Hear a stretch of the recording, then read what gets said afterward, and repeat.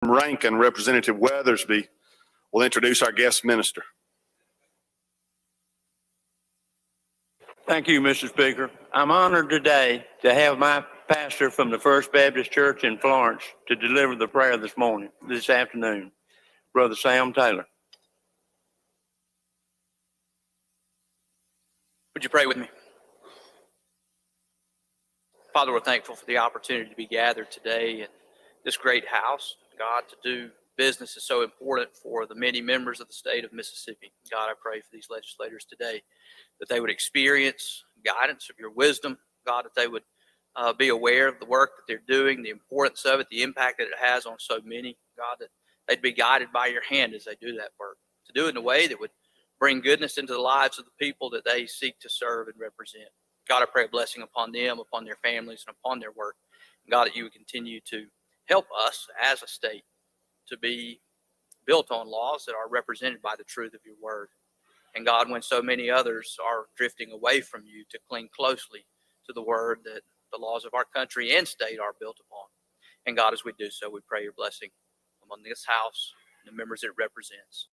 God, we thank you for this opportunity and your many great blessings upon all of our lives, our country, and this state. God, we love you and trust you. Praise things in your name. Amen. Will you join me in the pledge? Attention, salute, pledge. I pledge allegiance to the flag of the United States of America and to the republic for which it stands, one nation, under God, indivisible, with liberty and justice for all.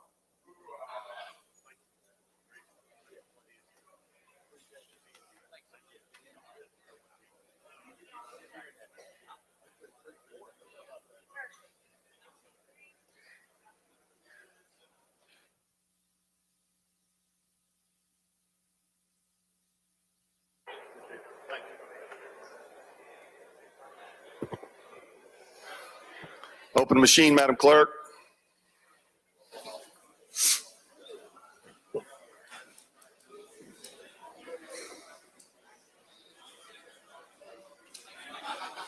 Close the machine, Madam Clerk. There's a quorum present, Mr. Speaker.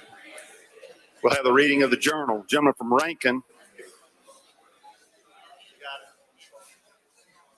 Gentleman from Rankin moves we dispense with the reading of the journal. All in favor say aye. Opposed no. The ayes have it. Report of select committees. We have none, Mr. Speaker. Report of standing committees. We have reports on the calendar, Mr. Speaker. Introduction of bills and constitutional amendments. Gentleman from Marion. Thank you, Mr. Speaker. I ask unanimous consent to dispense with the reading of the introductions. Is there objection to this? Hearing none, Mr. Clerk, we will follow that procedure. Resolutions, petitions, memorials, and other papers. We have none, Mr. Speaker. Introduction of guests and visitors. Gentleman from Copiah, Mr. Holloway. Thank you, Mr. Speaker. Mr. Speaker, ladies and gentlemen of the House, if you would direct your attention to the North Gallery. Today we have a very special guest, an honoree here, the tall lady of soul, Lady V, 6'3", radio broadcaster for over 50 years, and her entourage is here today.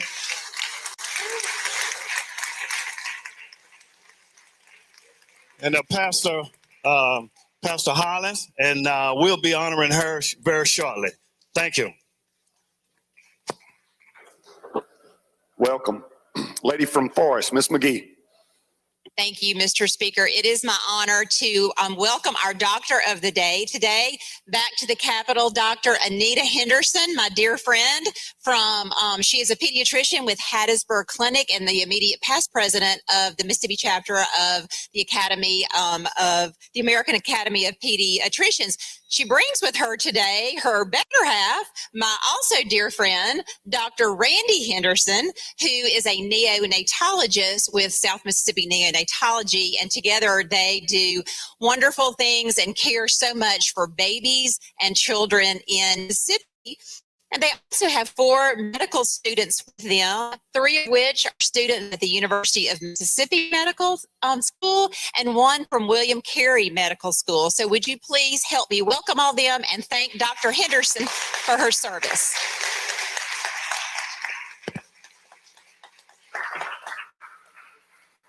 Gentleman from Itawamba, Mr. Boyd.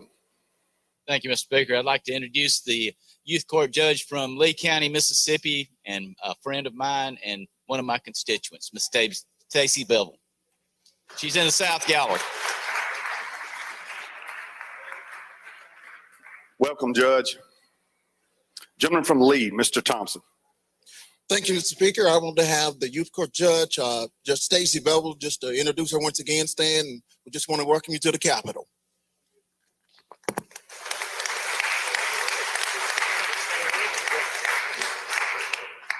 Lady from Madison. Mr. Speaker, and in the South Gallery, another youth court judge, my youth court judge, Judge Stacy O'Neill. Welcome to the Capitol. And also in the South Gallery, my grandchildren's babysitter, Carrie Lynn Stevens, and she's also a fellow with the Child Health and Development Program at the UMMC. But most importantly, she babysits my grandchildren. So welcome, Carrie Lynn.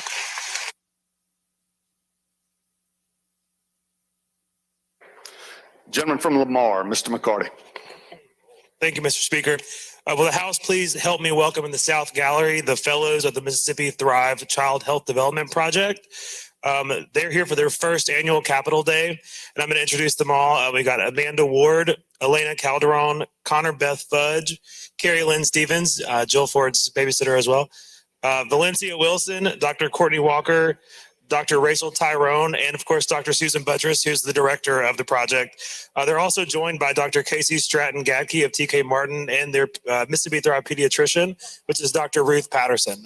Y'all please help me make them welcome and be sure to visit them in this Rotunda today.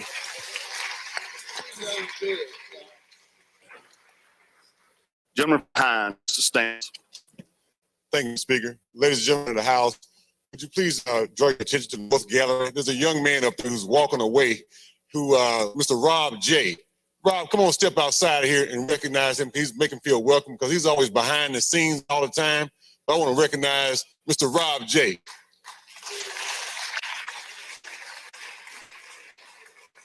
And we also have another young lady in North Gallery, Miss Michelle B. How you doing, Michelle? There you go.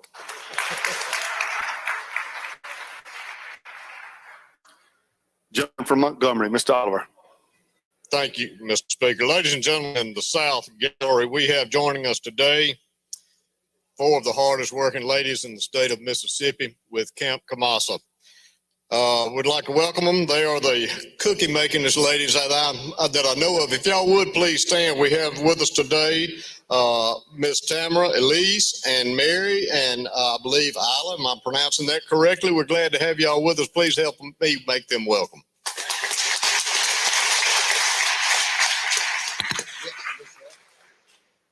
Gentleman from Jones, Mr. Scoggin.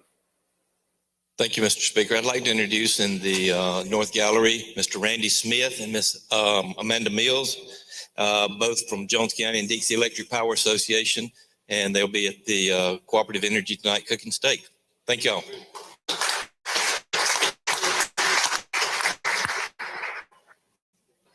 From Hines, Mr. Bell.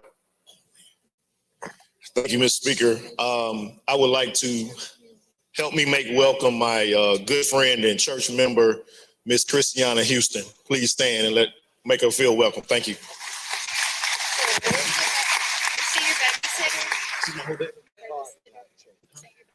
We're glad to have all of our visitors here today. Welcome to your capital. I believe the gentleman from Oktibbeha, Chairman of Rules, we have a special guest. He's going to help introduce him.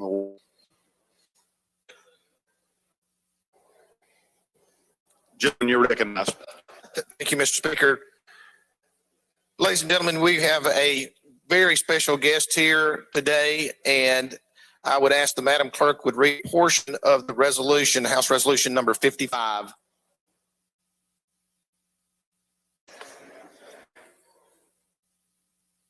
A resolution commending Ms. Sylvia Cooper Harden for her outstanding career in radio broadcasting. whereas throughout her extraordinary career, Ms. Verbia Cooper Harden has been committed to providing excellent radio broadcasting to her listeners. And whereas Ms. Harden, better known in radio land as Lady V, 6'3" Lady V, and the tall Lady of Soul, is currently a radio personality on WKXI 107.5 FM. And is also a Jackson, Mississippi native and a mother of two. And even though she does not look like it, she has 11 grandchildren and 6 great-grandchildren. And whereas a longtime veteran of Jackson radio for over 50 years, Ms. Harden's listeners have enjoyed her laid-back style and pleasant personality. And whereas Ms. Harden began her career in radio by becoming a secretary at WOKJ, and she started working on air as a weekend announcer and eventually became a full-time personality. And whereas though she never dreamed of becoming a radio announcer, Ms. Harden believes that God chose her for the position, and she feels blessed to have a job that she enjoys getting up to go to. And whereas Ms. Harden has received many awards and recognitions, however, her main focus is to put a smile on someone's face that may be feeling down for whatever reason. And whereas Ms. Harden tries to help listeners through their workday mornings with the morning stretch, something that she started many years ago and continues today. And she has stated that it amazes her when she sees listeners and they say they have been listening to her show since they were kids and now they are grown with children of their own. And whereas it is the policy of the House of Representatives to commend exceptional Mississippians, especially those such as Ms. Harden, whose dedication to her listeners brings honor to the state of Mississippi. Now therefore be resolved by the House of Representatives of the state of Mississippi that we do hereby commend Ms. Verbia Cooper Harden for her outstanding career in radio broadcasting and express our most sincere wishes for continued success in all her future endeavors. Congratulate her, ladies and gentlemen.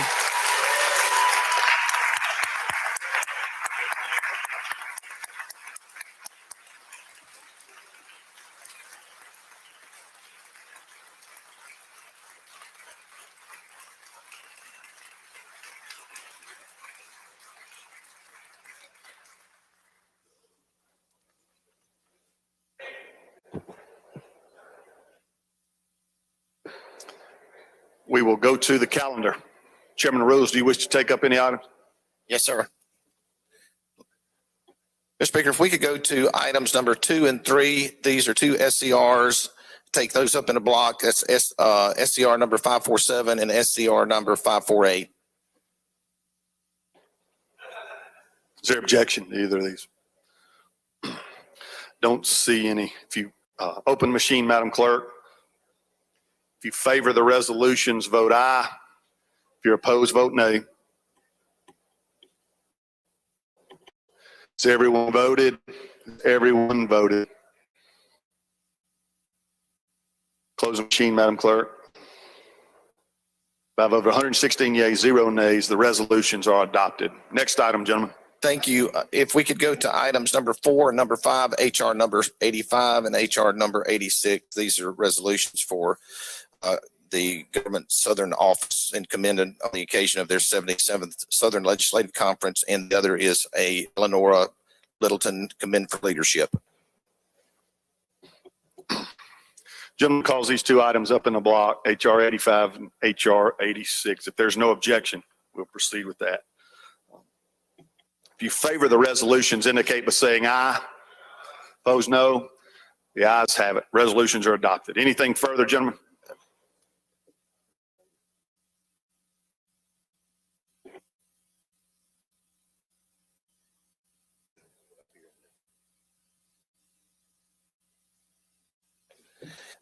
Immediate release on those. And I also wanted to, since we're dealing with this on HR number 85, the Council of State Governments Southern Office folks are here in the North Gallery, I believe. If y'all would stand up so we can, South Gallery, I'm sorry, stand up.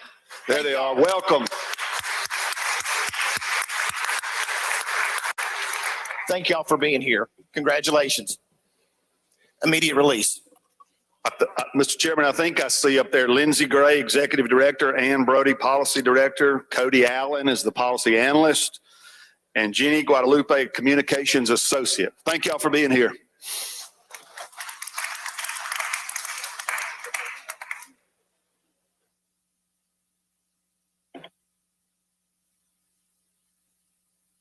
Motion to reconsider calendar. Any chairman have an item there they wish to handle? Don't see any. We will go appropriations calendar. Ways and Means.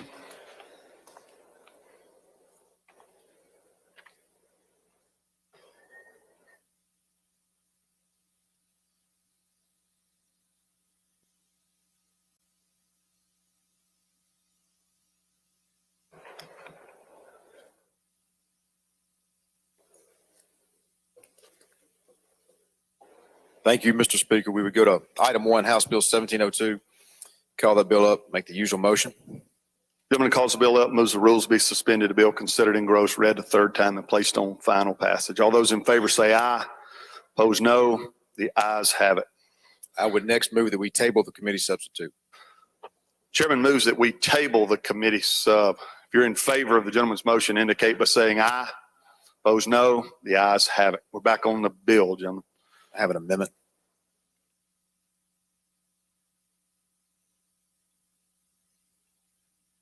You are recognized to explain the amendment. The amendment is just a reverse repealer. You want to adopt the amendment before we?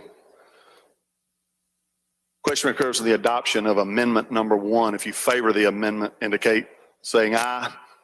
Opposed, no. The ayes have it. The amendment's adopted. Just a brief explanation of the bill. This is the sales tax. This is a sales tax exemption for the Mississippi Book Festival. It just would provide sales tax exemptions for that weekend that the book festival is hosted here. And my understanding is it also includes other places, other bookstores in the state during that limited time frame. That's an explanation of the bill. Gentleman from Covington, Mr. Sanford, for what purpose? You have an amendment? Yes.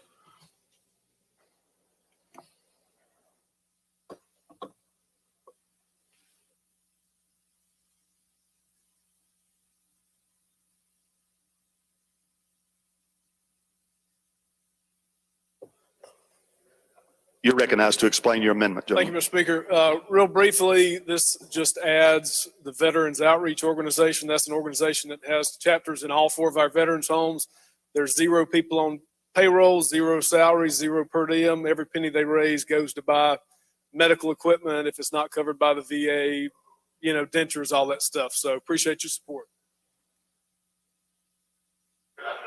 Chairman wish to respond. Yeah, I have no objection to the amendment. Question occurs in the adoption of amendment number 2. If you favor the gentleman's amendment, indicate by saying aye. Opposed, no. The ayes have it. Amendment's adopted. Anything further on the bill, gentlemen? Move final passage. Gentleman moves final passage. Open machine, Madam Clerk. We're going to change the short title, gentlemen, with that amendment. Let's suspend business for one quick moment while we do that.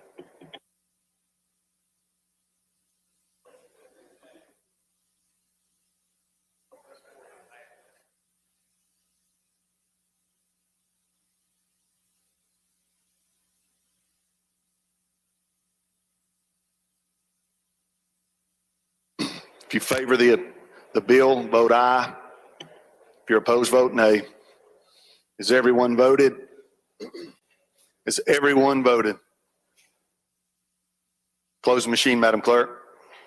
By a vote of 117 yeas, 0 nays, the bill passes. Next item, Mr. Chairman. Mr. Speaker, I was just informed that item 2, Senate Bill 2647, they are, the brains behind this bill are still working on an amendment. There's some language they're trying to get right. And so as we move to the general calendar, I would ask that we may need to come back to the Ways and Means when that language comes today, if it does indeed come. So we yield at this time.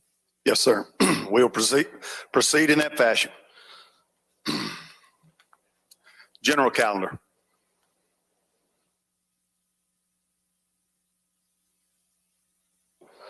Gentleman from Harrison, Mr. Haney. Introduction out of order. With the behalf of the Coast delegation, we'd like to welcome the Coast Electric folks in the North Gallery, Ron Barnes, Scott Brown, John Holston, Bruce Marie, and Guy Johnson. Welcome to the Capitol.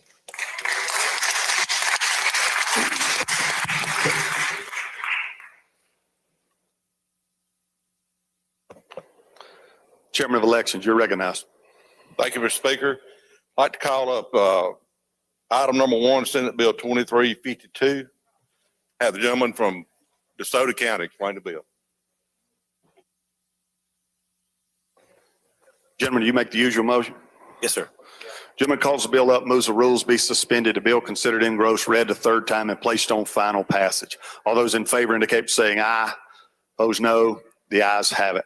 Gentlemen, you're recognized to explain the bill. Thank you, Mr. Speaker. Ladies and gentlemen of the House, what we have before us is basically House Bill 1306, which we passed by over 100 votes earlier this session. Just to give you a quick rundown again, just to familiarize you with it, on line 97 through 100, this bill comes to us by way of the Secretary of State's office, and it just says that candidates are required to file the proper paperwork. If applicable, a candidate must be current in the last 5 years of their campaign finance reports.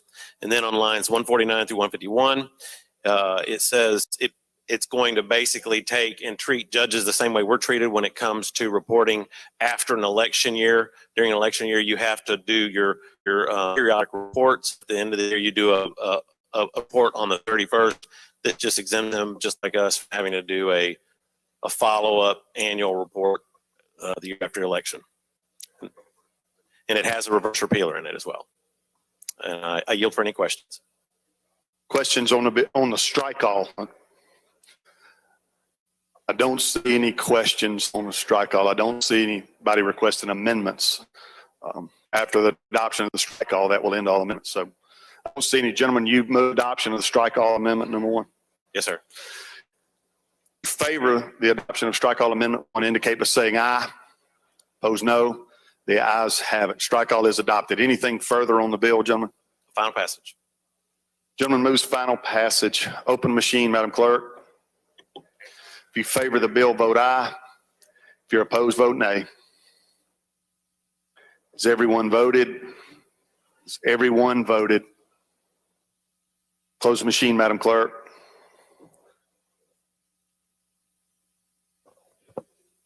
By a vote of 81 yeas, 36 nays, the bill passes. Next item, Mr. Chairman. I'd like to go to item number 2, Senate Bill number 2353, and make the usual motions. Gentleman calls the bill up, moves the rules be suspended. The bill considered engrossed, read a third time, and placed on final passage. All those in favor indicate by saying aye. Opposed, no. The ayes have it. You're recognized, gentlemen. Thank you, Mr. Speaker. Ladies and gentlemen, Senate Bill 2353, we've done a strike all. We put our language back into it, which is House Bill 552. What this deals with is a pay increase for the poll workers. So on the day of elections, raise it up to $150. And then if the person picking up the ballot box will receive an extra $30. It also goes in here to where we have poll worker training, raises their pay to $20. That's the explanation of the bill. I'll yield the question. That's an explanation of the strike all amendment, sorry, which yes. I think is the bill. Questions? I don't see any, gentlemen. Gentleman moves adoption of the strike all amendment. If you favor the amendment, indicate by saying aye. Opposed, no.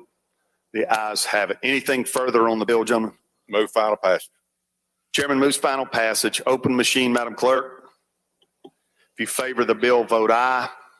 If you're opposed, vote nay. Has everyone voted? Has everyone voted? Close the machine, Madam Clerk. By a vote of 113 yeas, 5 nays, the bill passes. Next item, Mr. Chairman. Thank you, Mr. Speaker. I'd like to go to item number 3, Senate Bill 2358, make the usual motions. Gentleman calls the bill up, moves the rules be suspended. The bill considered engrossed, read the third time, and placed on final passage. All those in favor indicate by saying aye. Opposed, no. The ayes have it. You're recognized, gentlemen. I'd like to call a gentleman up from Pearl River to explain the bill.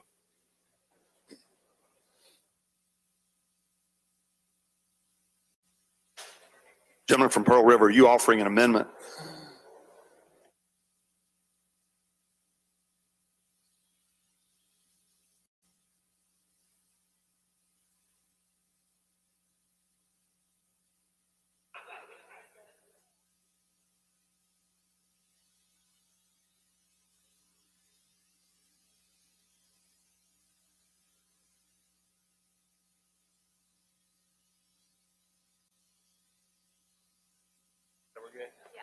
Am I adopting this amendment or not?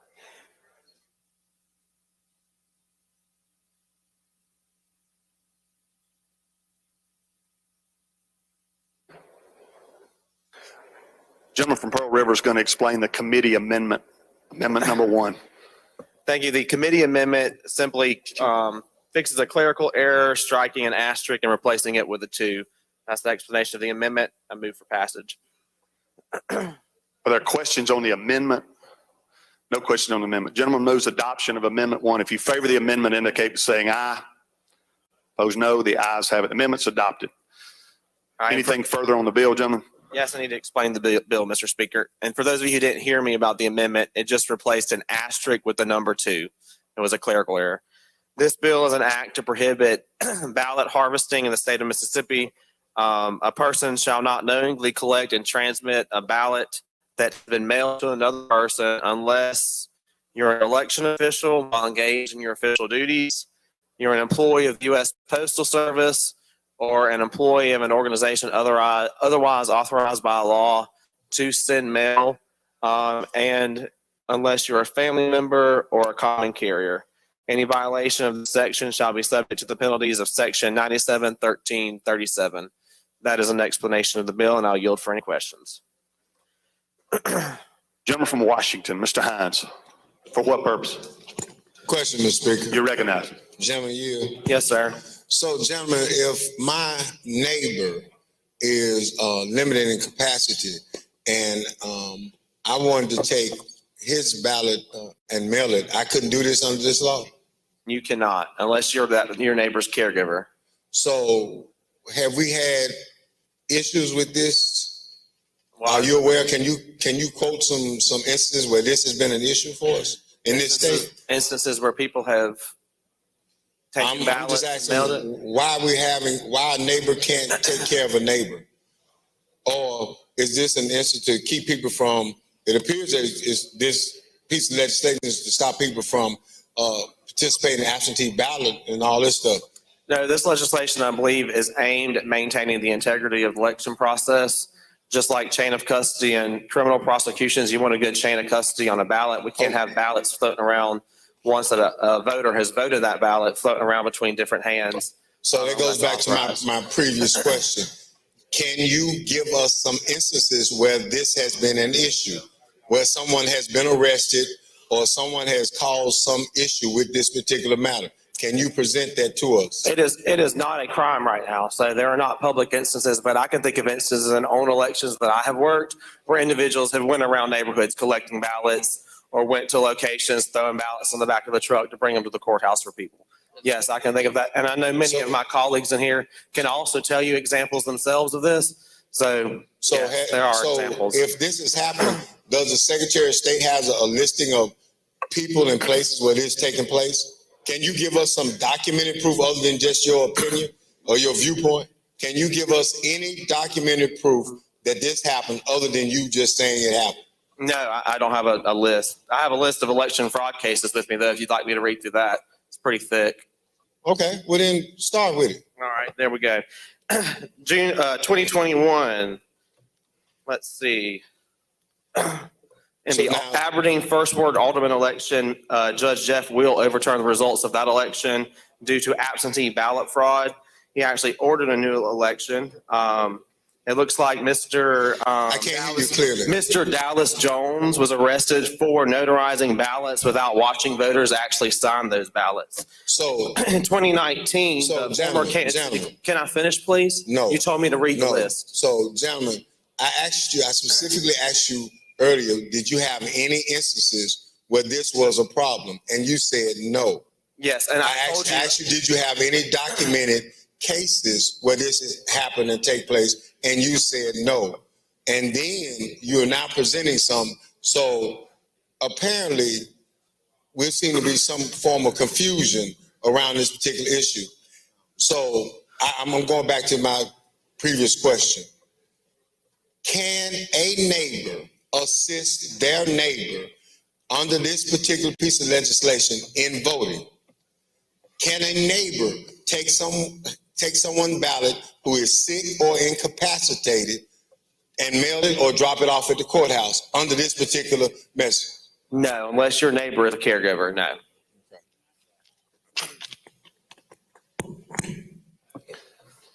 Gentleman from Hines, Mr. Banks. Thank you, gentlemen. Gentlemen, would you yield for me for a few questions? Yes, sir. I see here in section D, you have a family member, household member, caregiver, or the person with the ballot was male. How about someone with the power of attorney for someone? I didn't hear. How about someone with the power of attorney for someone? If I have the power of attorney for someone, you tell me I cannot touch their mail or touch their ballot, but I can touch all their other mail and all the other activities, but I can't touch their ballot. I feel like if you have a power of attorney over someone, I would consider that a caregiver. I'm sure as this bill moves through the process. I don't think the power of attorney is a caregiver. I think a caregiver is like physical care, mental care, health care. I don't think the power of attorney is health care. Okay. Caregiver. So are you going to change it? You going to put an amendment in here to change that? No. See, you're not. I don't. Do you want an amendment?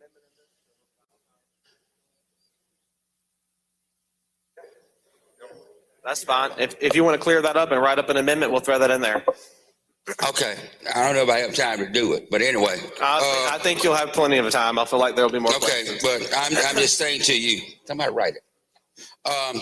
Now, the gentleman from Washington asked you, were there any other situations that you actually knew of where this has happened? But in dealing with this, I just see that, we have situations where neighbors, friends of the family, somebody's out of town, they pick up the mail. What if they inadvertently pick up a ballot? You saying they committed a crime? Inadvertently picked up a ballot? Yeah, you say like, hey, I'm out of town, pick up my mail out the mailbox while I'm traveling for a week on vacation. And the ballot's in the mail. They pick up all the mail, including the ballot. They've committed a crime? John, you writing that up? Oh. Okay, what person you got? No. Do you have me? Yeah, I'm following you. So you're saying if somebody gets the ballot out of the mailbox and brings it to the person. No, all the mail, which includes the ballot, they've committed a crime under this. Is that right? Well, they have to collect and then transmit it. It's not just about collecting it. I would say you probably could be in a position where, yes, if you're getting a ballot and you're giving it to anyone that's not your ballot, that's probably problematic. So anybody who picks up somebody's mail and has a ballot, they committed a crime. Have we looked at the federal law on mail transmittal? Have we looked at the federal law on mail transmittal, transmission of mail, and federal law concerning the transmission of mail? I'm not aware of anybody looking at federal law with this bill. This came from the Senate. Thank you, sir. Thank you. Gentleman from Madison, Mr. Blackman, for a question. Gentleman Yale, Yes, sir. where did this, the idea for this bill start from? I believe this came from the Secretary of State. Secretary of State asked for this bill? Yes, that's correct. Did anybody ask what was the basis for it other than something the Secretary of State might be wishing for? Did anybody what? Anybody look into the reasoning behind his request? I believe the reasoning as far as the Secretary of State is concerned, and I can't speak for him, but he does run our elections, is that he doesn't want ballots being picked up by individuals and transmitted, because once it leaves the hands of the voters, you don't know what happens with it before it gets to the courthouse. Leave it in the hands of the voter? Once it leaves the hands of the voter who executed the ballot, and you're not, an official that's, protecting that ballot, there's concern that someone going around and picking up a bunch of ballots could, attack the integrity of the election process and kind of make people have less faith in, okay, did those ballots get changed between point A and point B? Don't we already have a harvesting statute? Don't we already have a what? A harvesting statute. I asked counsel a moment ago. She said this is not currently. We did something years ago regarding collecting of ballots, wholesale and deposit them either in the mail or the clerk's office. I'm not aware of one. I did just ask her before we started this bill, and she said that there wasn't, Well, I can assure you, I can assure we did pass it. I can tell you the individual who spurred it on, but I won't call his name now. But gentlemen, have you considered that you're now creating a situation where elections, which are already difficult to get through sometimes, where every ballot is subject to the challenge, where you'll have to present evidence that the ballot was deposited with the clerk in the mail without the assistance of someone who is not authorized to make that assistance. I believe the point of this bill is simply, from what I understand, to make sure that our voters have faith in the ballots that are being sent through the mail. We have a mail-in ballot system here for absentee voters. We want to make sure that we're not putting these ballots in the hand of individuals and making our voters have less faith in those ballots once they get to the courthouse. Well, gentlemen, the only people who don't have faith in the ballot seems to be one party. And I'm not seeing any evidence. You tell me what other evidence you have that is a problem that needs to be addressed with this legislation, other than what you said with Judge Will's ruling, which had nothing to do with ballot harvesting. It had to do with errors in witnessing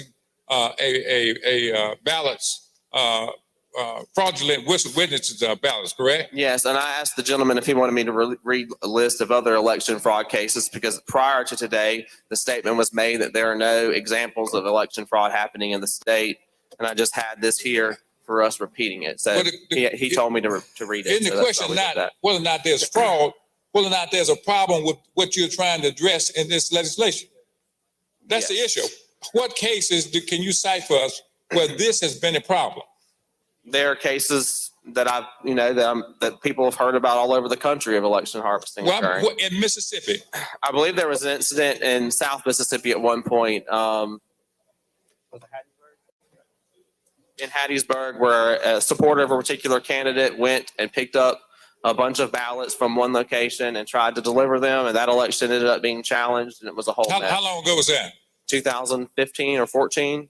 That's about the time that I think we addressed that down here in this in the legislature, because there was an issue in Knoxville County that was a problem.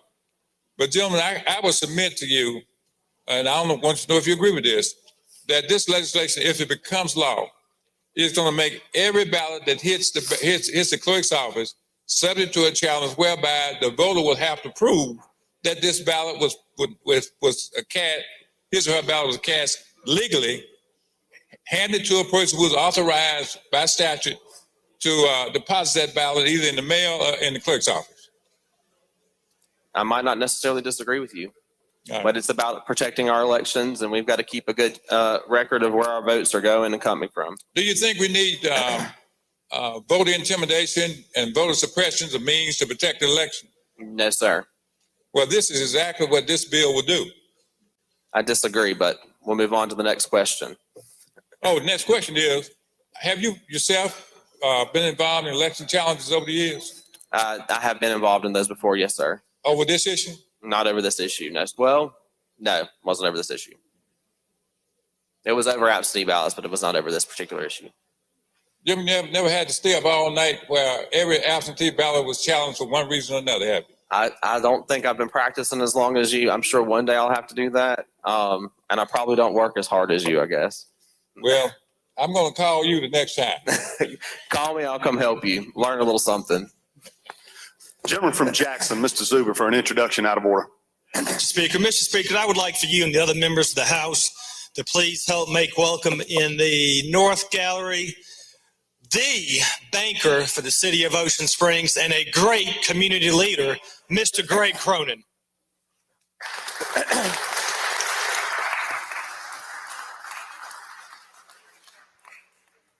Welcome, gentlemen. Gentleman from Jefferson, Mr. Harness, for a question. Would the gentleman yield? Yes, sir, of course. Gentlemen,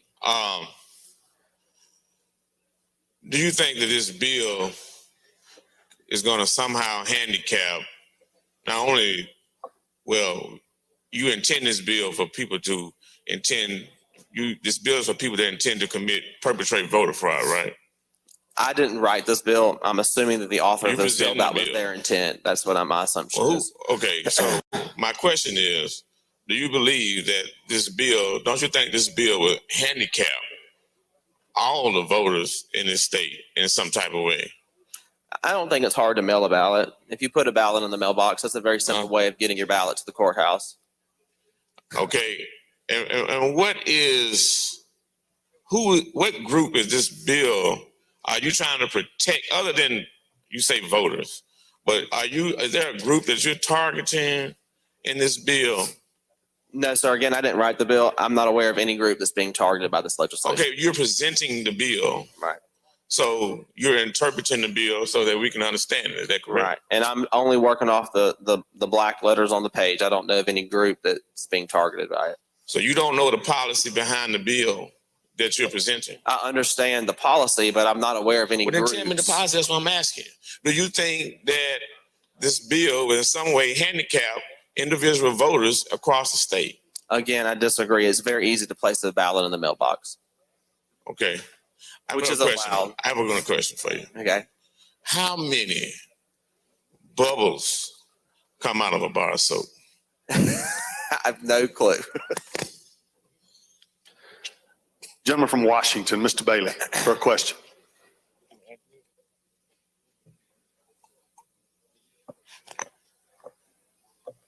Gentlemen, are you aware that in several states, people don't have to go to the ballot, to the precinct to vote? They can vote by computer.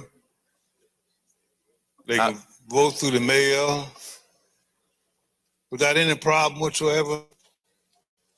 I did not know they could vote. I know that you can vote by computer, I think, in Mississippi if you're military or overseas, but I wasn't aware that that was widespread in another state. Well, in the sir. state of Oregon, you can vote by computer.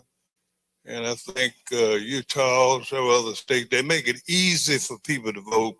But in Mississippi, it appears that we try to make it very hard for people to vote in this state. Well, other states are making it easy.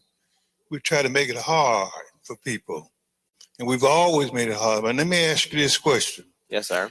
What is the penalty that you are going to impose on somebody who accidentally pick up a ballot in the mail to deliver it to the circuit clerk's office, or a person that is voting by absentee? What's the penalty? So if you accidentally do something like that, you're not going to be. Well, what's the charged with penalty this if crime. you intentionally pick it up? You have to knowingly collect the ballot. All right, what's the penalty? Is conviction, be in prison in the county jail not more than 1 year, or fine not more than $3,000, or both. So we're making it a felony. Yeah. Yes, sir. We're making more felonies so we can put more people in jail and more private prisons, and giving them records so they cannot vote going forward in the future. Is that right? If they get convicted of this particular crime? I do not believe this would be a disenfranchising crime, but if you do violate it, You will don't go to know jail. that. Are you aware that the Attorney General on his own expanded that list and added some 19 other crimes that were not in the Constitution? Yes, sir, I am aware, but since this is a new crime, he hasn't had time to do that. He very well could. And of course, the Attorney General could do that, couldn't he? Yes, sir. Or her? Yes, sir. Thank you. I want to speak on this bill. Gentleman from Lawrence, Mr. Evans, for a question. Thank you, Speaker. Gentleman Yield. Yes, sir. I'd like to begin by asking you a couple of lawyer-to-lawyer questions. It's a very short bill, doesn't have any definitions really in it. Could you tell me what your definition of transmit is? Transmit to me is picking up and delivering from one place to another. Okay, so from a person's hand to a mailbox or to the clerk's office or wherever else you could do that. Yes, sir. Okay, that's your definition, but you would agree with me that that's not a definition set forth in the statute, is it? Not in this bill. I tried to quickly find a definition a minute ago, but I couldn't find one. I'm not sure. I understand. Like I say, lawyer to lawyer, this is a good defense lawyer bill, isn't it? With ambiguity like that. in it. A lot of ambiguity. Yes, sir. Certainly there Agree is. with that. And let me go from there. You have 5 exceptions to the bill. Okay. We need one. You have 5 exceptions that will allow the collection and transmission. Yes, sir. Who and how, who's going to decide whether you're under an exception, and how are you going to prove if you're the one trying to transmit, that you are indeed come under one of the exceptions? Well, if the state's charging with this crime, the burden is going to be on the state to prove that you don't meet one of the exceptions. And then the defense will be on you to decide, prove that you are a caregiver or a family member or a household member or any of these individuals named here. But I do agree with you as to the ambiguity. And I agree with some of the points made by the gentleman out here as to this bill, and they're working up a reverse repealer on this bill. So we need to clear some stuff up as this goes through the process, probably send it to conference. Okay, the reverse repealer to give you an opportunity to fix some of the stuff that's been questioned. Some of these questions are very good points, and I understand where they're coming from on, for instance, the neighbor situation. I don't think that's the intent of this legislation, so we should probably tighten that language up a bit. I agree with that. Okay. Under the way it's written now, if I were to take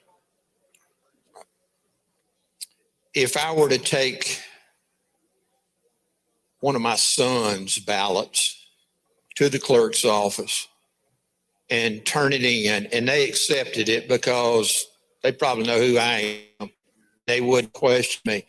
But it's up to them to question if they don't know it, or is it required that they question every ballot that's turned in to them? That's not in this bill. I'm assuming that would be a regulation or some sort of training.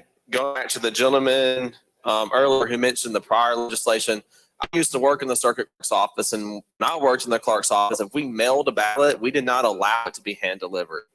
So I'm not sure if that's changed since then, or what the rules are as to hand deliver a ballot to the clerk's office. But yeah, I mean, it would be subject to interpretation and ultimately training and all of that. Which makes it a really good lawyer money-making bill, doesn't it? Well, probably. Sir, and I know you're a lawyer, and I am too, and you're going to have to admit that now. Now, I'll let you know that. I can admit this will be. You can't weasel on this now. Right. But I appreciate your answers. We're going to put a reverse repealer in this bill, and we're going to talk to the gentlemen who've expressed concerns and try to tighten this language up. Jim from Harrison, Mr. Hullum.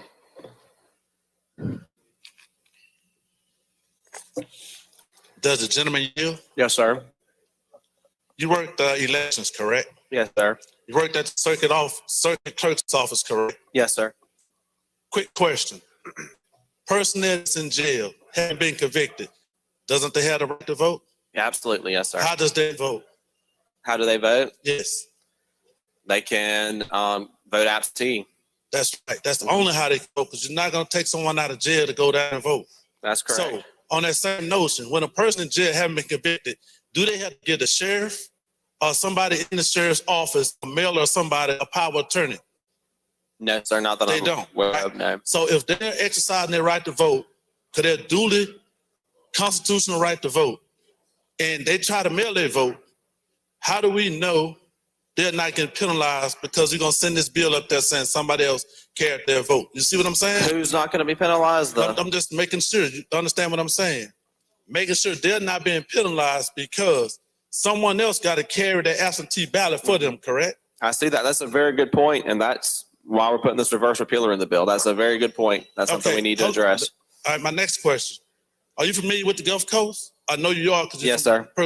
So what is the largest population of veterans on the Gulf Coast? I believe it's in Harrison County. That's right. Full of what? Veterans. That's correct. Mostly disabled veterans. Yes, sir. Who is handicapped. Some of them is financially strapped. A lot of them is homeless. So when their people go out to assist them, they'll be charged because they does not fall under one of the 5 pillars that were set forth. Assist them as far as helping them do the voting, or assist them as far as being their caregiver? No, assisting them as far as taking their vote out, not being a caregiver. Because a lot of things come with being a caregiver. It's more than just collecting their mail, collecting their funds. Yes, sir. So, and last but not least, do you think it's high time that we get more people to vote for free and fair elections in the state of Mississippi instead of making more penalties to reduce the voting population and increase our prison population? Because on that, it states that you can be jailed or fined. Yes, sir. I agree. We need to get more people to vote. Absolutely. I also believe we have to make sure we're maintaining the trust in our election system. So it's Okay. a balancing act. Okay, Mr. Speaker, I'd like to make a motion to table this.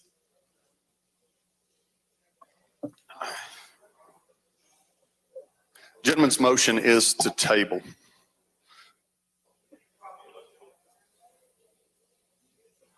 Those opposed have 5 minutes.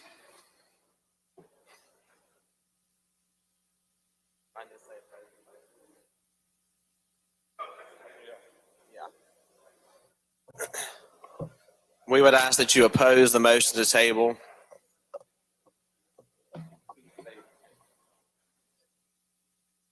You're recognized, gentlemen. One thing that the gentleman brought up, I support the motion to table. A lot of people don't know this, but the gentleman from Harrison brought up a great point. The biggest population, the largest population of people who will be aggrieved by this measure are people with disabilities. The American Disabilities Act constantly finds instances where people with disabilities are restricted in their right to vote. 11%. Excuse me, gentlemen. Only those opposed have 5 minutes to the motion. I'm sorry, I messed up. Anything further, Mr. Chairman? Your time's still running. Nothing further. Okay, the question now recurs on the motion to table. If you're in favor of the gentleman's motion to table, indicate by saying aye. Opposed, no. Noes have it. Noes have it. Roll call is demanded. There is sufficient number. Open machine, Madam Clerk. If you favor the gentleman's motion to table, vote aye. If you're opposed, vote nay. Has everyone voted? Has everyone voted? Close the machine, Madam Clerk. By a vote of 41 yeas, 77 nays, the motion to table fails. Back on the bill, gentlemen. Gentleman from Jackson, Mr. Anderson. Thank you, Mr. Speaker. Introduction out of order. You're recognized. Thank you. In the North Gallery, on behalf of myself, Representative Bugsby, and Representative Barton, I'd like to introduce the mayor of the River City of Moss Point, Mayor Billy Knight.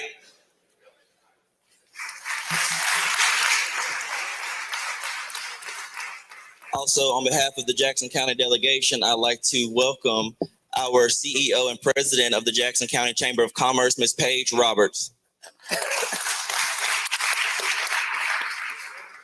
Welcome to you both. We are back on the bill, gentlemen. Gentleman from Jefferson, Mr. Harness.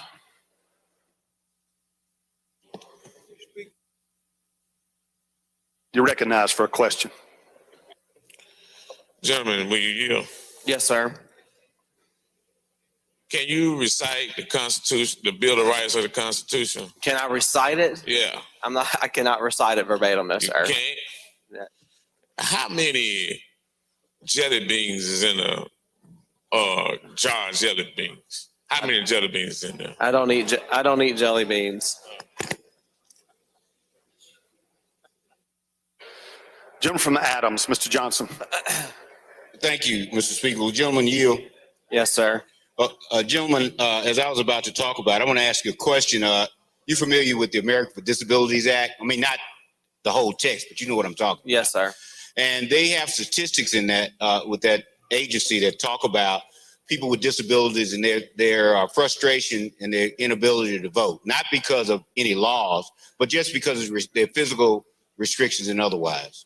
That wouldn't be, you would agree with me that those kind of issues may exist. Definitely. Yes, sir. And so are you aware that that the people with disability, 11% of the disability population have reported that they, not because of laws, but they are faced with extreme difficulty in voting just because of their disability. Are you aware of that? Yes, sir. Okay. And so what I would suggest to you, no, I won't suggest it. What I would ask of you, in a situation as the gentleman talked about from Harrison County, a person with a disability who may not need a caregiver, who may not have any family members present, but wants to have their ballot delivered, but maybe they missed the mailbox. Right now, they can have a friend or a neighbor take that ballot and take it to the courthouse for them. Isn't that right? I believe so, yes, sir. But under this bill, they would not be able to. And under this proposed legislation. That's probably correct, and I don't think that should be the case. We should Right. probably And fix so that. you would agree with me that that is another instance of something we need to work on. That is correct. All Absolutely. right, thank you. Gentleman from Tallahatchie, Mr. Reynolds. Gentlemen, I appreciate you coming before this house and the work that you do. You mentioned you work for the circuit clerk. You know, when you're reading off those lists of names, gentlemen, isn't it true you don't read off very many names of circuit clerks or employees of circuit clerks being involved in voter fraud? Isn't that correct? That's correct. I think maybe there's one instance in this whole stack. And gentlemen, you know, are you aware that this House, I think under Chairman Denny in the last couple of terms, passed a bill that would make us somewhat like Arkansas, Tennessee, and Louisiana, and let people vote more at the circuit clerk office a few days before the election, rather than having so much absentee ballot and proliferation as we have now. Are you familiar with that? Yes, sir. Would you, when you go into your work, look at the work of Chairman Denny and others on that issue, and also the work in other states? Gentlemen, I visited the office in Arkansas where they did it, and also in Tennessee and Louisiana, and others have too. And gentlemen, it seems to work and cut down on voter fraud if they vote in person in the circuit. Wouldn't that be the most safe thing of all? If somebody was going to do something other than on election day, they vote in that circuit clerk's office under auspices of that office. I agree with you, and I've actually authored that legislation 2 years, and every time the lady from Hines presents her amendments to bring that to the table, I vote for it. So I agree with you. Gentlemen, would you please consider that, working with the circuit clerks and others to try to enhance opportunities and lessen fraud? Absolutely. Gentleman from Hines, Mr. Brown. Thank you very kindly, Mr. Speaker. Gentleman yield. No, sir. Mr. Speaker, I'd like to lay bill subject on, lay it on the table subject to call. Thank you. Chairman's motion is to lay the bill on the table subject to call. If you favor the gentleman's motion, indicate by saying aye. Opposed, no. House is not voting. The House is not voting. If you favor the gentleman's motion, indicate by saying aye. Opposed, no. The ayes have it. The ayes have it. Roll call is demanded. There is insufficient number.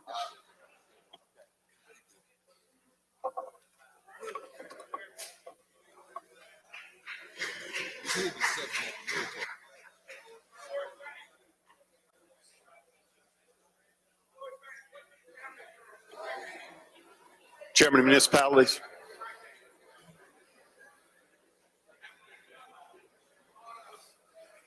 Gentleman from Lafayette, you're recognized.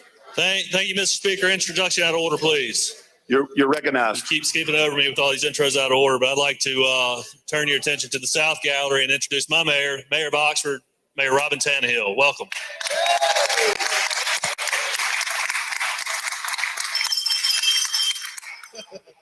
Welcome, Mayor. Mr. Chairman, you're recognized.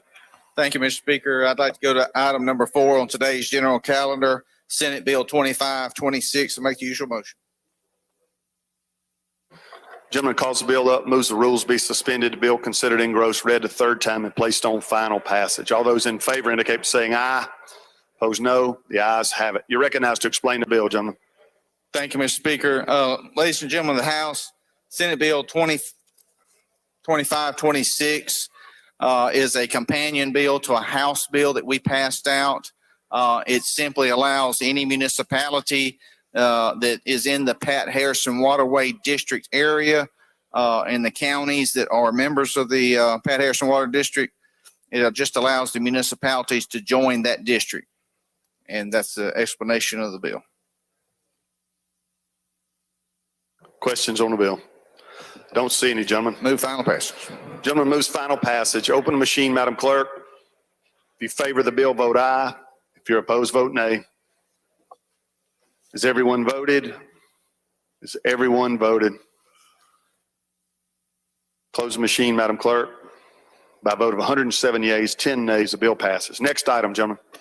Thank you, Mr. Speaker. I'd like to go to number 5, Senate Bill 2839. Make the usual motion.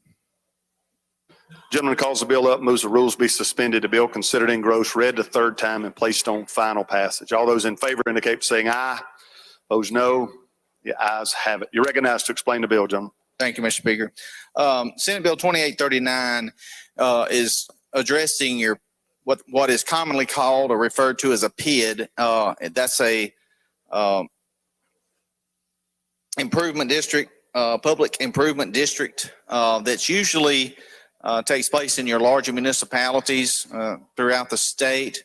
And what a developer will do if that developer is coming in to either do a commercial development or a residential type development, that investor will come in and put a lot of the infrastructure down, maybe sidewalks, maybe curbing, could be streets.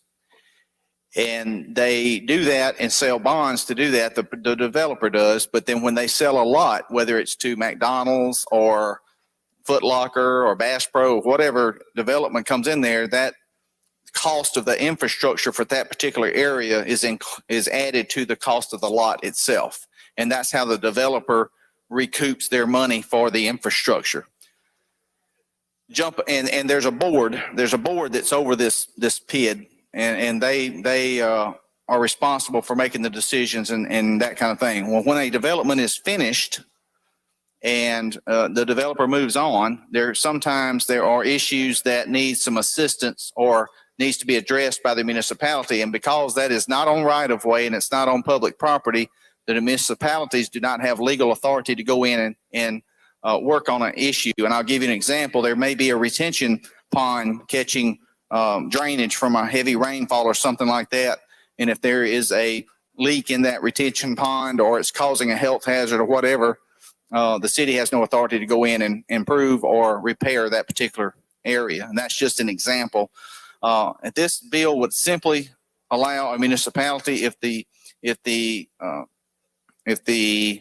public improvement district board has become defunct and is no longer managing that property or managing that development district, it allows the municipality at their choosing to go in and correct a problem if they so need to or desire to. And that's a explanation of the bill, Mr. Speaker. I'll entertain any questions.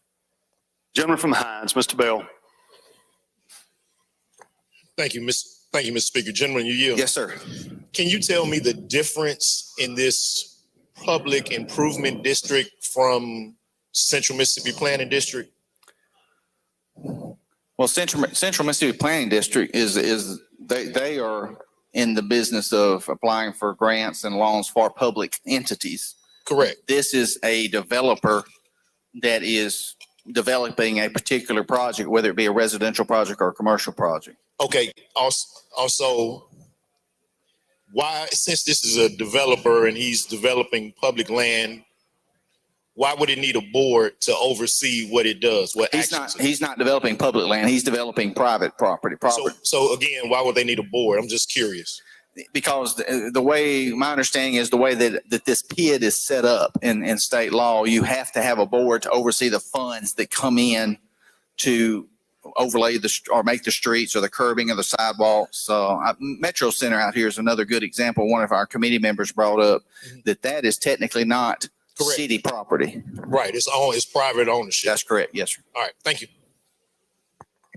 Gentleman from Jackson, Mr. Zuber.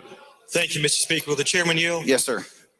Mr. Chairman, I appreciate and understand the bill, and I like what you're trying to do, but I have two questions. Is there any population limitation on which cities can use this? No, sir. Okay, my second question is... If you've got something to throw, we'll throw it at the gentleman between us here.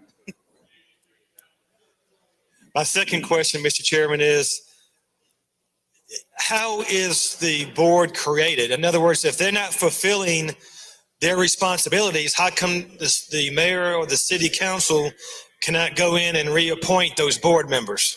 To my understanding, gentlemen, the mayor and city council, and I may be incorrect here, I do not know who appoints that board. I do not know who that board, how it's created. I don't know that the city has anything to do with the appointment of that board. I just know a lot of times when a development is completed or years after it is completed, your appointed board either dissolves or goes away, and there's not really anybody for the city to contact with. So the board would be dissolved before its responsibilities were fulfilled?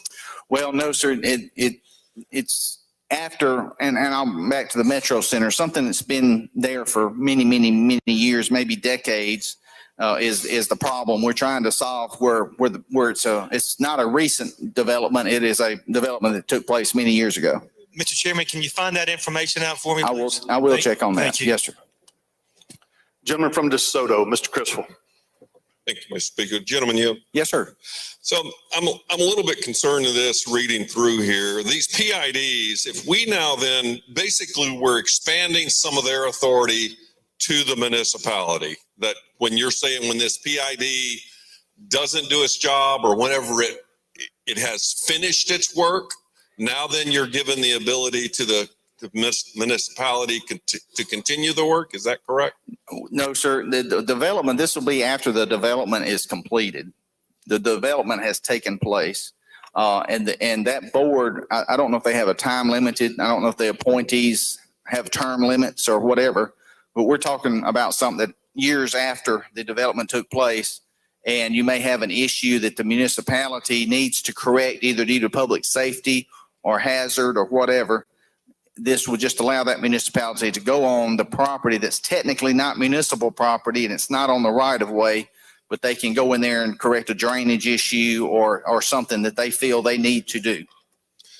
And so does the municipality then assume all of the abilities? Because if you look through here, I'm looking through on line 230, somewhere in there, all the abilities that this PID has to borrow money, to accept gifts, all of that now then is expanded to the city in order for them to complete this after these years later and for this project or to support the project? Gentlemen, that's not my understanding of the bill. Now, it could be written to the point where it does do that. I don't think that is the intent. The intent is just to allow that municipality to go in and correct a problem, not to sell additional bonds or anything like that, because it still remains private property. It does not become municipal property. It just allows that municipality to go in and correct a problem.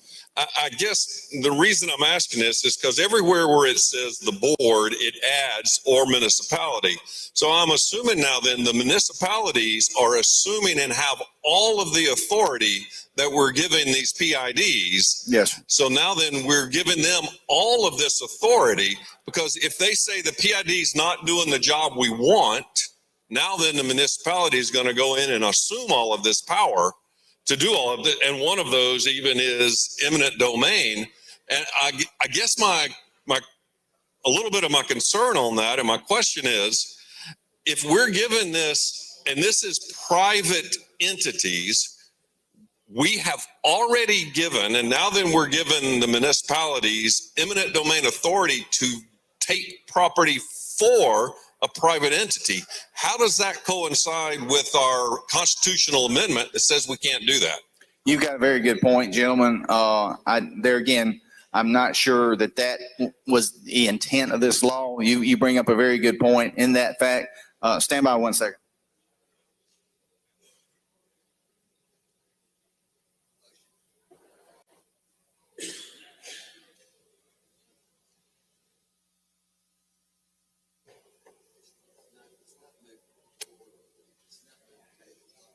Gentlemen, you are correct. The council does advise that it does give the municipality that authority. Once again, reiterate, I don't believe that was the intent. I think the intent is just trying to allow them the opportunity to go in and correct a problem. There may be some more work, some tweaking that needs to be done to this bill. This is, like I stated, a Senate bill. We did not have a companion bill in the House. So I'm just trying to help take care of an issue that is going on right now. Right, but if we pass this today, this moves on and it's out of our hand, and whatever is not solved is not solved. Gentlemen, I would entertain the idea of laying it on the table, subject to call, if you want to try and get together and work out some type of an amendment or something on it. I would be happy to do that. Mr. Speaker, I have a motion at the proper time. State your motion, gentlemen. Motion is to lay this bill on the table, subject to call. Well, done this now. Gentleman's motion is to lay the bill on the table, subject to call. I have no problem with that, Mr. Speaker. If you favor the gentleman's motion, indicate by saying aye. Opposed, no. The ayes have it. The ayes have it.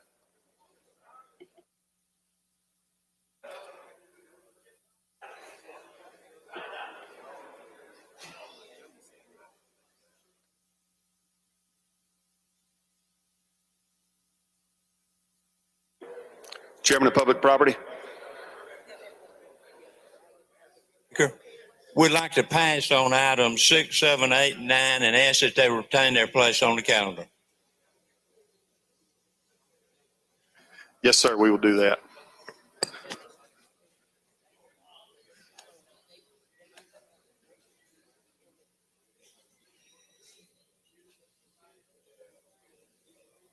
Chairman of Public Health, Smith.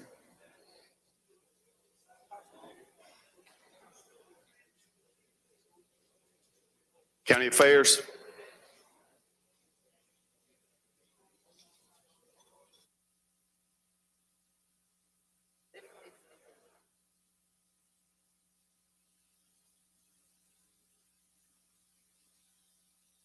You recognize, Mr. Chairman. Thank you, Mr. Speaker. I'd like to go to item number 17 on today's calendar. Make sure I'm right. Senate Bill 2392. Call it up, make the usual motion. Gentleman calls the bill up, moves the rules be suspended. The bill considered engrossed, read the third time and placed on final passage. All those in favor say aye. Those opposed, no. The ayes have it. You recognize, gentlemen. I believe you have Have an amendment? you have an amendment. Yes. Ready for it now?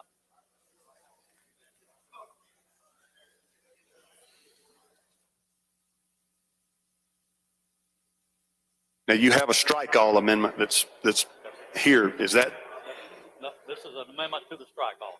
this is an amendment to the strike all? Yes. You're recognized to explain the amendment to the strike all.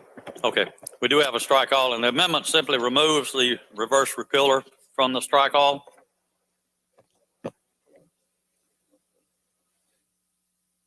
Questions on the amendment? Don't see any. Okay. If you favor Amendment 1 to the strike all, indicate by saying aye. Opposed, no. The ayes have it. Amendment's adopted, gentlemen. All right, thank you. We're on the strike all. You're recognized now to explain the strike all. Thank you. The strike all to Senate Bill 2392 creates a ledger, a registry in the Chancellor Clerk's office of delinquent garbage bills. This is for the benefit of disclosure when a realtor is doing a title search, that there will be a ledger that they can go to, electronic or a physical book, so that we can find out if there's a garbage lien against the property, and that's what the bill does. If there are no questions, I move final passage.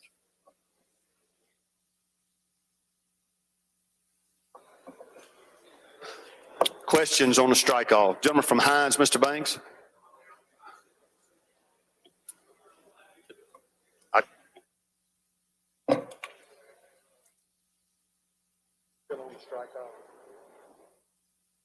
Anything further on the strike all, gentlemen? If you favor adoption of the strike all amendment, indicate by saying aye. Opposed, no. The ayes have it. The ayes have it. Anything further, gentlemen? Final passage. Gentleman moves final passage. Open machine, Madam Clerk. If you favor the bill, vote aye. If you're opposed, vote nay. Has everyone voted?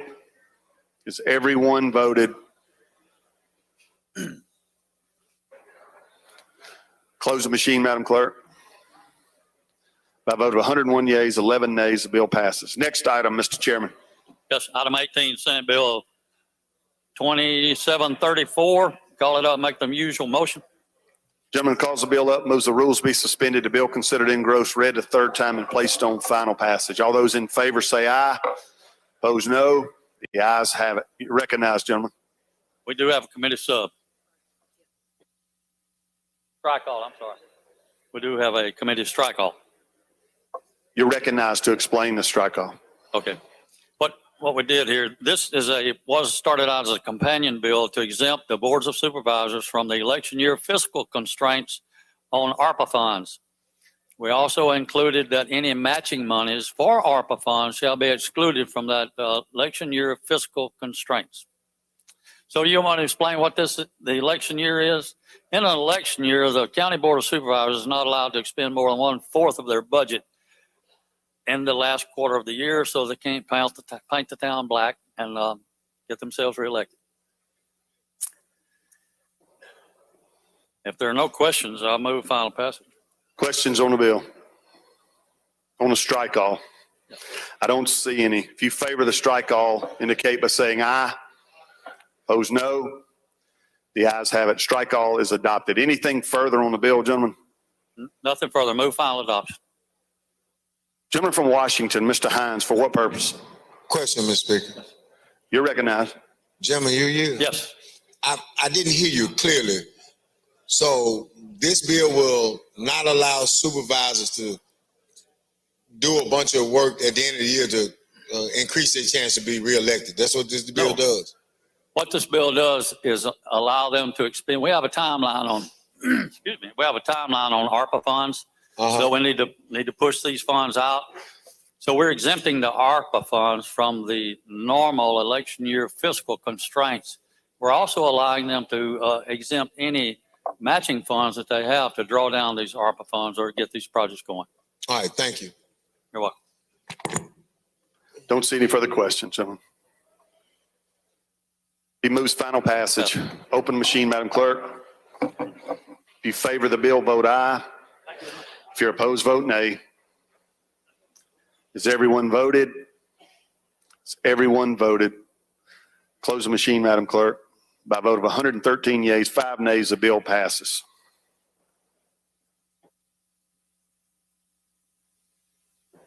Forestry. Pass. Forestry passes. Tourism passes.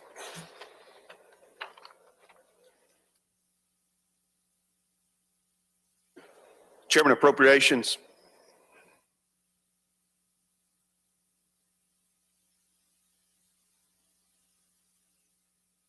We will go back to the appropriations calendar. I believe the Chairman of Appropriations wants to take up this item on his calendar.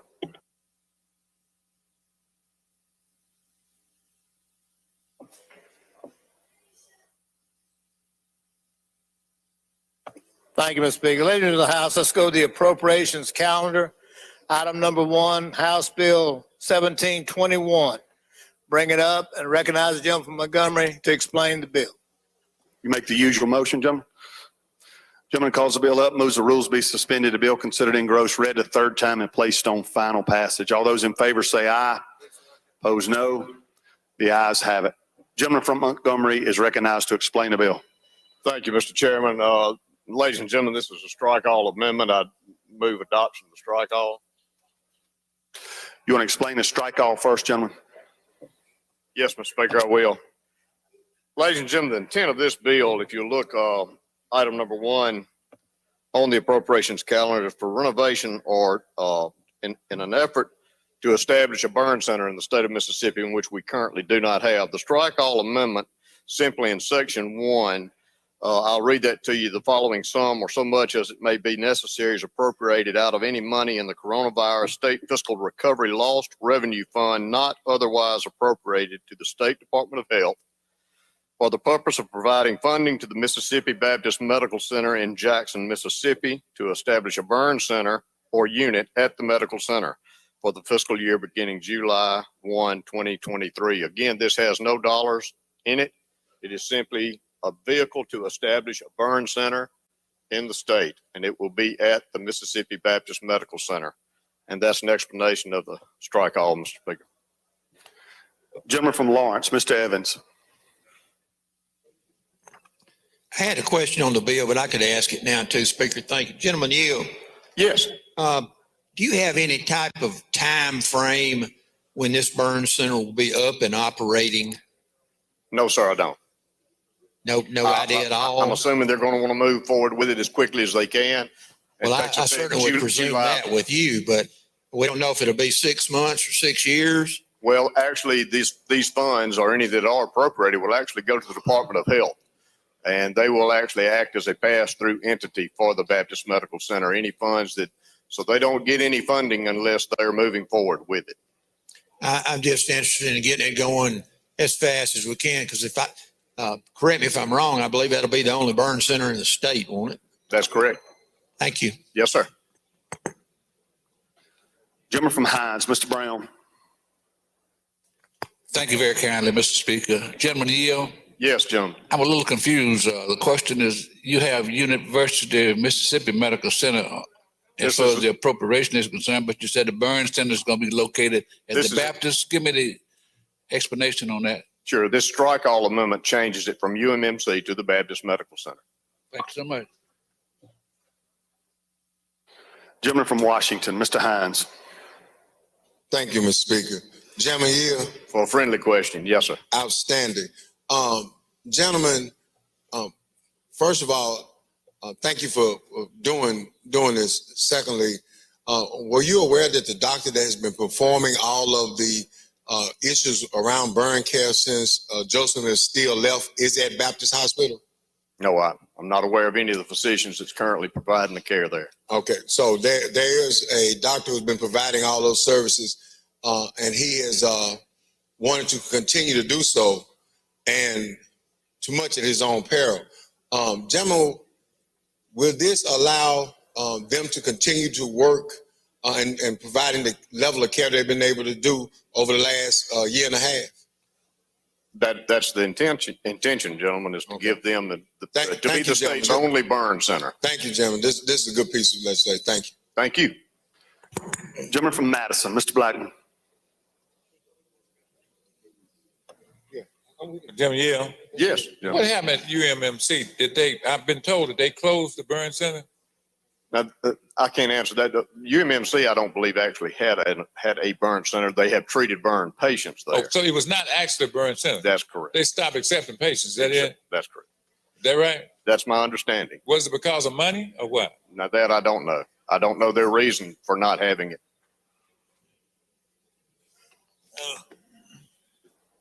Lady from Hines, Ms. Summers.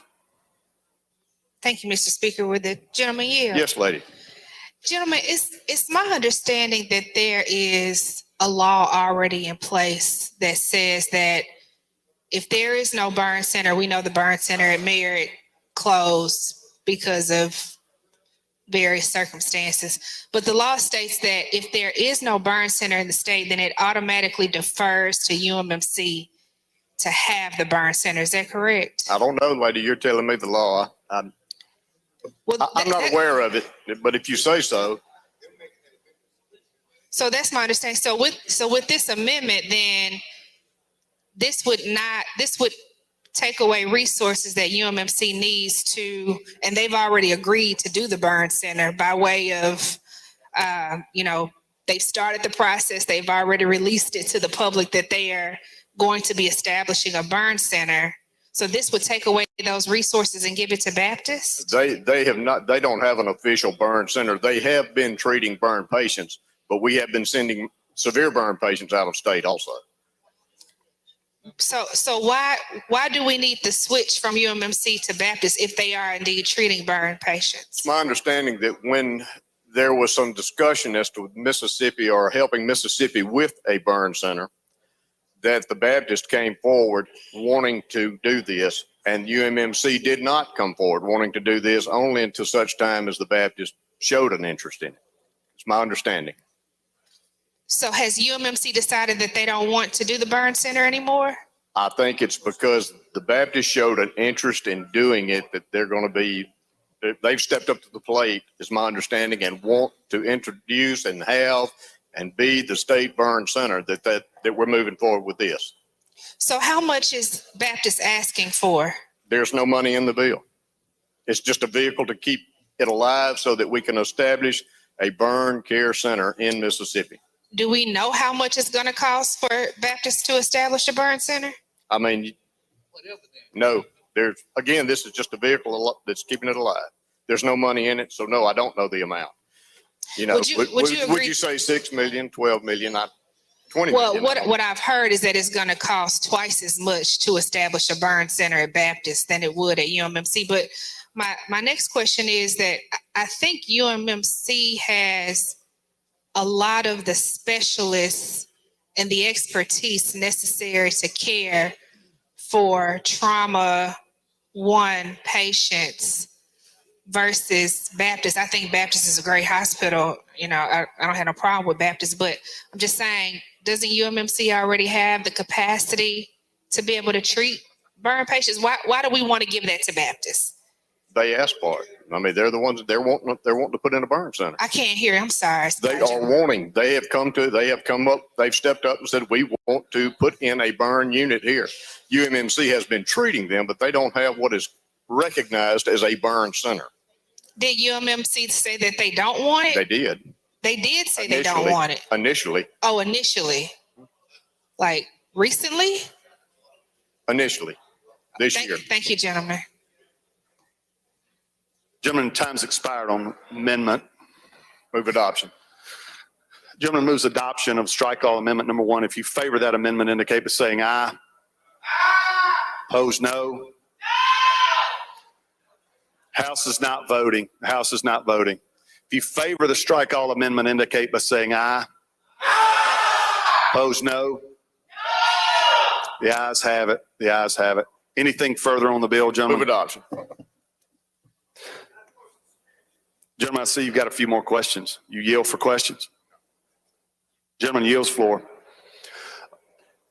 We got to change the short title. It's going to take, you got it? We're good.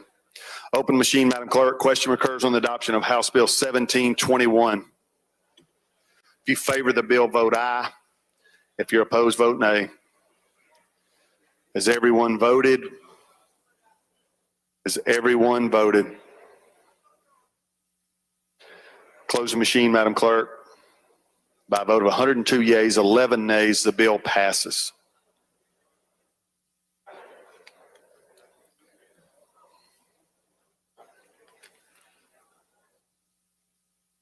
We've gone through the calendar. That's all.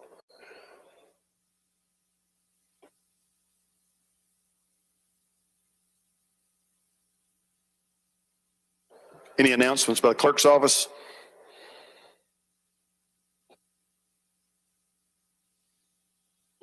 Chairman of Ways and Means have an item he wishes to take up.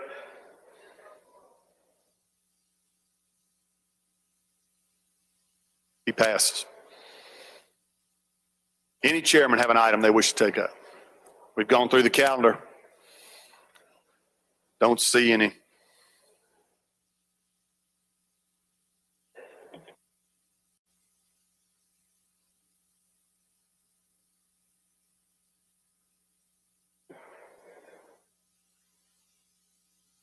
So we in or out, gentlemen?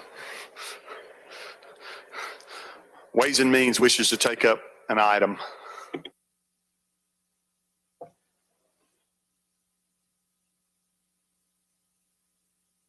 Pardon me for just 1 second.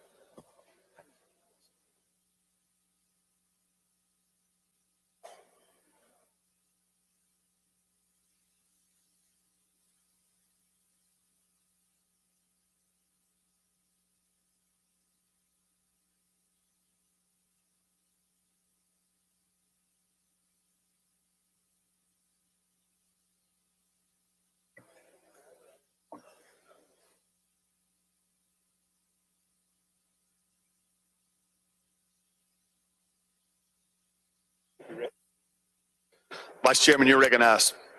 Thank you, Mr. Speaker. I'd like to call up Senate Bill 2647 and recognize the gentleman from Wayne to handle the bill. Gentlemen, you make the usual motion. Gentleman calls the bill up, moves the rules be suspended. The bill considered engrossed, read the third time and placed on final passage. All those in favor say aye. Opposed, no. The ayes have it. Gentlemen, you're recognized to explain the bill. We got a Explain the strike all. The strike all Senate Bill 2647, we're just inserting the language that we passed last week in House Bill 773. There is a little bit of cleanup in it that just removed some inconsistencies between code sections. And we also removed a reverse repealer and made the bill effective upon passage. Be glad to yield for any questions. Questions on the strike all? Gentleman from Lowndes, for what purpose? He passes. Gentleman from Washington, Mr. Hines, he's not at his desk. I don't see any questions on the strike all. If you favor the adoption of the strike all amendment 1, indicate by saying aye. Opposed, no. The ayes have it. Strike all is adopted. Anything further on the bill, gentlemen? Move final passage. Gentleman moves final passage. Open the machine, Madam Clerk. If you favor the bill, vote aye. If you're opposed, vote nay. Has everyone voted? Has everyone voted? Close the machine, Madam Clerk. By a vote of 108 yeas, 6 nays, the bill passes.